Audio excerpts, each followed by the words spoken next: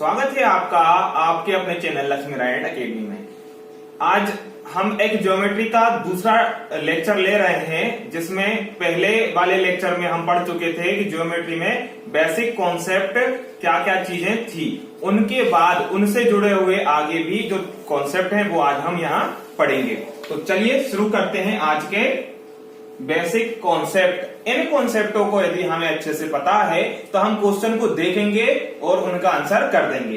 पहले हम पूरा चैप्टर के सारे कॉन्सेप्ट पढ़ लेंगे, उसके बाद उनको अप्लाई कैसे करना है क्वेश्चनों में, और फिर उन क्वेश्चनों का सेट पेपर लगाएंगे। तो उनसे जो छोटे छोटे डाउट्स आपको आते हैं कि ये किस तरीके से हो गया एंगल से और इनका सम क्या हो गया, इन सारे ढेर सारे जितने भी सारे आपके डाउट्स हैं उन सबको हम क्वेश्चन के माध्यम से क्लियर करेंगे। तो पहले हम शुरू कर रहे हैं कॉन्सेप्ट। तो अब आज शुरू करेंगे हम तिर्यक रेखा से। शुरू कर रहे हैं तिर्यक रेखाएं। तिर्यक रेखाओं को स्लाइंट लाइंस यानी ऐसी रेखाएं जो तिर्यक हो। कैसी रेखा? यदि दो समांतर रेखाएं, एक एल और दूसरी एम, दो रेखाएं ऐसी है, एक एल और एक एम दो रेखाएं हैं, इनको कोई दूसरी रेखा पी छेद करती हुई जाती है, इसको बोलते हैं छेदक रेखा। तो जहां पर ये एक दूसरे पर मिलती हैं, इन बिंदुओं को बोलते हैं प्रतिच्छेद बिंदु। इन बिंदुओं को क्या बोलते हैं? प्रतिच्छेद बिंदु। इसके बाद जो ये कोण बनते हैं, कोण नंबर 1, फिर कोण नंबर 2, फिर 3 और एक 4, इस तरीके से एल रेखा के साथ पी रेखा मिलके कितने कोण बना रही है? 4 कोण बना रही है। उसी तरह एम के साथ 5वां कोण, 6वां, 7वां और 8वां कोण बना रही है। और ये बात जरूर रहेगी कि इसमें एल समांतर होगा एम के। एल समांतर होगा किसके? एम के। तो ये जो कोणों का जो संबंध है वो हम आज यहाँ पढ़ेंगे कि इन कोणों में बहुत सारी वैरायटियां हैं, प्रकार हैं, वो किन किन प्रकारों से है वो आज हम यहाँ स्टडी करेंगे। तो तिर्यक रेखा से जो बनने वाले कोण हैं उनके प्रकारों के विषय में हम आज जानेंगे कि इन कोणों को क्या बोलते हैं, और जब इनको प्रश्न में यूज करेंगे, प्रयोग करेंगे, तो हम किस तरीके से हल करेंगे। ठीक है, तो आगे बढ़ते हैं अपने कोणों के प्रकारों में। तो उन रेखाओं से बनने वाला पहला प्रकार है संगत कोण। क्या है? संगत कोण, करस्पॉन्डिंग एंगल। तो ऐसे कोण जो एक दूसरे से क्या है?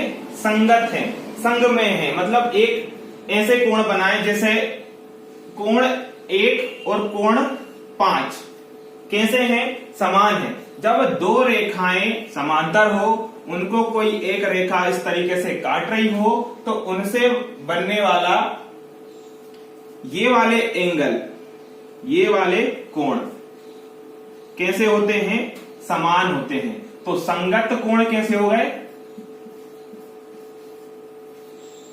संगत कोण समान या बराबर होते हैं। समान या बराबर या इक्वल होते हैं। तो हम इनको इस तरीके से लिख सकते हैं कि कोण 1 बराबर होगा कोण 5 के। ठीक है, तो जो कोण 1 है वो किसके हो जाएगा? 5 के बराबर हो जाएगा। 4 जो है वो 8 के बराबर हो जाएगा। ठीक, फिर 2 जो है वो 6 के बराबर हो जाएगा। कोण 2 बराबर कोण 6, बचा है एक 3 और 7 का संबंध, तो कोण 3 बराबर किसके होगा? कोण 7 के। ठीक है, इस तरीके से जो कोण बने हैं वो कैसे होंगे? इक्वल होंगे। अब जो कोण बने हैं इनको क्या बोलते हैं? संगत कोण। अब ध्यान रखेंगे कि जब लाइन इस तरीके से प्रश्न में बनी हो और ऐसे कोई एक तिर्यक रेखा उसको काट रही हो, तब यहां जो बना है, मान लो यहां पर 30 डिग्री का कोण बनता है। कितने का? 30 डिग्री का कोण बनता है। तो यहां जो बनने वाला कोण होगा वो भी कितने का ही बनेगा?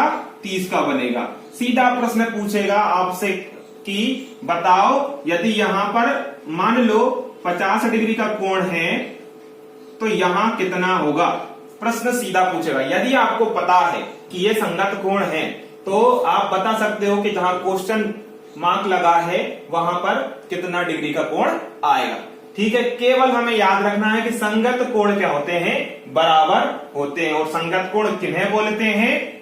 जो अभी हमने यहां लिखे हुए हैं, नोट डाउन कर लीजिए और इन्हें समझ लीजिए। ठीक है, कुछ डाउट आए तो आप कमेंट के माध्यम से हमसे पूछ सकते हैं। चलो आगे बढ़ते हैं अपने नेक्स्ट प्रकार की तरफ। तो आता है एकांतर अंतः कोण। उन्हीं लाइनों में एकांतर कोण बनता है। ठीक है, इन्हीं एंगलों में से कुछ एंगलों के नाम क्या है? एकांतर कोण। अब एकांतर कोण के दो प्रकार हैं। एक तो है अंदर का कोण, दूसरा है बाहर का कोण। तो अंदर का कोण को बोलेंगे अंतः कोण और बाहर वाले को बोलेंगे बाहर का कोण। जैसे ये दो समांतर लाइन है, इनको कोई एक छेदक रेखा प्रतिच्छेद कर रही है, तो यहां जो बनने वाले कोण थे वो क्या थे? संगत कोण थे। लेकिन अब इनके अंदर इतने हिस्से में बनने वाले जो कोण हैं वो क्या कहलाएंगे? अंतः कोण। अब उनके एकांतर की बात हुई है। एकांतर का मतलब क्या हो गया? एक अंतर। ठीक है, अल्टरनेट। एकांतर का मतलब क्या हो गया? अल्टरनेट। तो अल्टरनेट का मतलब जिस तरीके से जेड प्रकार की एक आकृति बनती है। कौन से प्रकार की आकृति बनती है? जेड प्रकार की आकृति बनती है। उनसे बनने वाले इस तरीके के कोण, जहां जेड के इन छोरों पे बनने वाले जो कोण होते हैं उन कोणों को एकांतर कोण बोलते हैं। ठीक है, तो इन कोणों को क्या बोलते हैं हम? एकांतर कोण। अब इन एकांतर कोणों का जो मान है, जैसे हम इसमें जेड बनाने की कोशिश करें तो किस तरीके से बन रहा है? इस तरीके से। ये लाइन गई, ये गई और ये वापस आई। तो इसमें जो कोण बन रहा है कौन सा बन रहा है? यहाँ 3 बन रहा है और ये 5 बन रहा है। तो ये कैसे होते हैं? बराबर होते हैं। तो अंतः को एकांतर जो कोण होते हैं वो कैसे होते हैं? बराबर होते हैं। अब ये अंदर हैं तो इसलिए इनको अंतः कोण बोलते हैं। तो क्या लिखेंगे? कोण 3 के बराबर में क्या होगा? कोण 5 होगा। और कोण 4 के बराबर में होगा कोण 6। तो ये जो कोण कहलाते हैं इन्हें बोलते हैं एकांतर कोण। यदि ये अंदर हैं, दोनों लाइनों के अंदर हैं, तो इन्हें अंतः कोण बोलते हैं। ठीक है, और ये बराबर होते हैं। बस एक ही याद रखना है, प्रश्न यह पूछ लेगा, मान लो यहां पर 60 डिग्री का कोण है। कितने का है? 60 डिग्री का कोण है। तो यहां क्वेश्चन मार्क लगा के पूछ लेगा कि बताओ 60 डिग्री के बाद यहां जो बना हुआ कोण है वो कितना होगा। यदि हमें पता है कि इस प्रकार के एंगलों को एकांतर कोण बोलते हैं तो ये क्या हो जाएगा? यहां पर भी 60 डिग्री हो जाएगा, क्योंकि ये दोनों आपस में क्या होते हैं? बराबर होते हैं। समझ में आ गया होगा। अब एकांतर कोण के दूसरे प्रकार की तरफ चल रहे हैं हम। ठीक है, एकांतर कोण का दूसरा प्रकार है एकांतर कोण का बाह्य कोण। एकांतर कोण का बाह्य कोण। तो एकांतर कोण में दूसरा प्रकार क्या है? बाहर का कोण, अल्टरनेट एक्सटीरियर एंगल। एक्सटीरियर मतलब क्या होता है? बाहर की तरफ। मतलब जो लाइन है, समांतर लाइन है, उनके बाहर, यहां पहले था इनके बीच में अंदर था, इसलिए उनको हम बोल रहे थे अंतः कोण। ये है बाहर, तो इनको बोलेंगे हम बाह्य कोण। अब एकांतर कोण है तो ये कैसे होते हैं? समान होते हैं। तो कैसे होते हैं? यहां जो बनने वाला जो कोण है ये इस वाले के समान होगा। ठीक है, और जो कोण 1 है, कोण 1 है वो कोण 7 के बराबर होगा। तो हम यहां लिख सकते हैं कि कोण 1 कोण 7 के बराबर होगा, कोण 2 कोण 8 के बराबर होगा। इस तरीके से बने हुए कोण क्या कहलाते हैं? एकांतर बाह्य कोण। ठीक है, अब यदि प्रश्न मान लो पूछ ले, यहां पे 45 डिग्री पूछ लिया, ये है, तो बताओ कि सातवां कोण क्या होगा। यदि हमें पता है कि ये एकांतर बाह्य कोण होते हैं और ये आपस में कैसे होते हैं, बराबर होते हैं, तो यहां का प्रश्न का सही जवाब क्या हो जाएगा, 45 डिग्री। ठीक है, अब आगे बढ़ते हैं। अब इसके ये हो गए एकांतर कोण। तो पहली चीज क्या याद हुई कि एकांतर कोण कैसे होते हैं, बराबर होते हैं। उससे पहले पढ़ा था हमने संगत कोण, तो संगत कोण कैसे होते हैं, बराबर होते हैं। अब नेक्स्ट आता है हमारा तिर्यक रेखा के एक ही ओर बने हुए कोण। यहां बहुत सारी इसमें नियम और कहें तो बहुत सारे छोटे छोटे से पॉइंट हैं जो आपको मैं बताऊंगा। तो पहली तो हम ये समझ लें कि तिर्यक रेखा के एक ही तरफ के जो कोण है, ठीक है, एक तरफ, ये तिर्यक रेखा होगी, है ना, ये हो गई आपकी तिर्यक रेखा। तिर्यक रेखा के एक ही तरफ के कोण की चर्चा यदि हम करें तो यहां कोण बनेगा 4 और इस साइड बनेगा क्या, 5। तो जो कोण 4 है और जो कोण 5 है, इनको यदि जोड़ दें, कोण 4 और 5 को जोड़ दें, तो ये हमेशा 180 डिग्री के बराबर होता है, इन दोनों का योग। उसी तरह यहां जो बनने वाला जो कोण है 3 और 6, 3 और 6, तो कोण 3 और कोण 6 को जोड़ दें तो वो कितना बनाएगा, 180 डिग्री। अब प्रश्न आ जाता है कि यदि ये 30 डिग्री का कोण है, कोण 4 30 डिग्री का कोण है, तो आप ये बताओ कि कोण 5 कितने का होगा। अब जो एकांतर कोण थे, संगत कोण थे, वो कैसे थे, बराबर थे। लेकिन यहां ऐसा नहीं है कि आप 4 और 5 को बराबर कर दो, तो इसका एक ही सॉल्यूशन है, 30 है। यदि हमने पढ़ा है कि तिर्यक रेखा के एक ही तरफ के कोण के योग क्या होते हैं, 180 अंश होते हैं, तो वो क्या हो जाएंगे कि इस तरफ के ये जो एंगल बने हुए हैं इनका योग 180 है, तो इसको हम क्या कर देंगे, 180 से कम कर देंगे, तो ये कितना बचेगा, 150 डिग्री। तो पांचवा जो कोण आएगा वो कितने का आएगा, 150 डिग्री का। ठीक है, इस तरीके से एग्जाम्पल के माध्यम से हम समझ सकते हैं। अब आगे बढ़ते हैं अपने दूसरी तरफ। अब यहां जो बनने वाले जो कोण हैं, कोण 1 और 2, ये दोनों एक रेखा पर हैं, पहली बात। और इनसे जो बनने वाला जो बीच का जो इनको प्रतिच्छेद करती हुई लाइन जा रही है, इनसे दो कोण बने, कोण 1 और कोण 2। इनको हम संगत कोण भी बोल सकते हैं। संगत कोण की क्या परिभाषा होती है, जब हमने संगत कोण की क्या परिभाषा होती है, जब कोई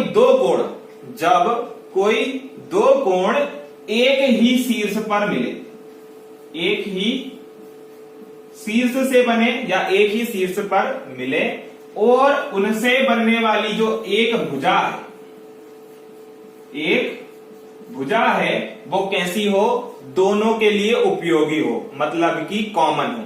जैसे कोण 1 के लिए ये वाली जो भुजा है और ये वाली भुजा से बन रहा है कोण 1, उसी तरह कोण 2 को बनाने के लिए ये जो मोटी वाली जो दिख रही है भुजा, वो कैसी है, कॉमन है, और उससे क्या बन रहा है, कोण 2, और शीर्ष कहां मिल रहा है, यहां पे। इस तरीके से कोण 1 और कोण 2 क्या हो जाएंगे, एक प्रकार का कोण बनाएगा। ठीक है, उनको क्या बोलेंगे हम, ऐसे कोण 1 प्लस कोण 2 बराबर क्या होता है, 180 डिग्री। ठीक है, 180 डिग्री, छोटी सी डिग्री होती है ना, ये जीरो नहीं समझना। अब क्या होगा, यदि प्रश्न पूछ ले कि मान लो यहां ये 40 डिग्री का है, तो बताओ कोण 2 कितने का होगा। तो सीधा समझ में आ रहा है कि यदि दोनों का योग 180 अंश होता है, क्योंकि ये एक सीधी रेखा बनाते हैं, तो सीधी रेखा कितने डिग्री की होती है, 180 डिग्री की। उसके 2 हिस्से कर दिए, एक तरफ का ये छोटा वाला हिस्सा और एक तरफ का ये बड़ा वाला हिस्सा। एक बता दिया कि यदि 40 है तो दूसरा कितना होगा, 180 में से 40 क्या कर दो, कम कर दो, कितना आएगा 140 डिग्री। इस तरीके से हम प्रश्नों को हल कर लेंगे। केवल इनके कॉन्सेप्ट यदि हमें याद हैं तो हम इनसे जुड़े हुए सारे प्रश्नों को हल कर सकते हैं। समझ में आ गया होगा आपको कि हमने किस तरीके से इनको हल किया है। तो अब क्या होगा, जब हम इनके कॉन्सेप्ट पूरे पढ़ लेंगे जियोमेट्री के, अभी और बाकी हैं, फिर इनका एक सेट पेपर लगाएंगे जो आपको डिस्क्रिप्शन में मिल जाएगा। ठीक है, वहां से आप डाउनलोड कर लीजिए। टेलीग्राम लिंक, टेलीग्राम ऐप पर चले जाइएगा, आपको वहां इनसे जुड़ी हुई सारी पीडीएफ मिल जाएगी। ठीक है, फिर हम उनको सॉल्व करेंगे। आपके डाउट हम कमेंट के माध्यम से सॉल्व करते रहेंगे। ठीक है, धन्यवाद।